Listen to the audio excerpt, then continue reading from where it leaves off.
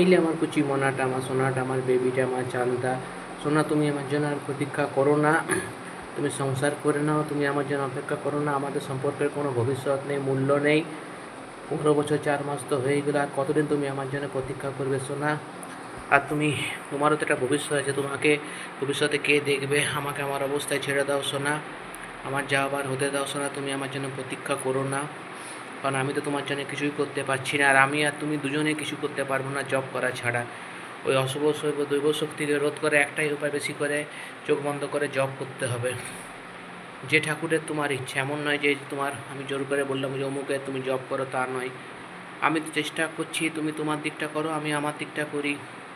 যদি ওই অশুভ দৈব শক্তিকে রোধ করা যায়, এটা তো ঠাকুরের বক্তব্য। আর তোমাকে আমি কি বলবো সোনা? আর আমিও কিছু করতে পারছি না, তুমিও কিছু করতে পারছো না।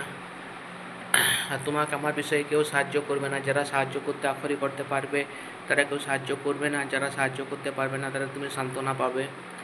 আর ওই অশুভ দৈব শক্তি কিছু দিয়ে আমাদের এক হতে দেবে না। বিভিন্নভাবে, বিভিন্ন প্রকারে, বিভিন্ন মাধ্যমে আমাদের সম্পর্ককে বাধা দেবে, যাতে আমাদের সম্পর্কটা আগে না বাড়ে। এটা বিজ্ঞানের ভাষায়, বিজ্ঞানের কোনো সূত্র দিয়ে বোঝানো সম্ভব নয়। এটা সম্পূর্ণ আধ্যাত্মিক ব্যাপার সোনা। আর কি বলবো সোনা, আমার চাঁদ, আমার বেবি, আমার ভালো থেকো। I love you. এই আমার কুচি মনাটা।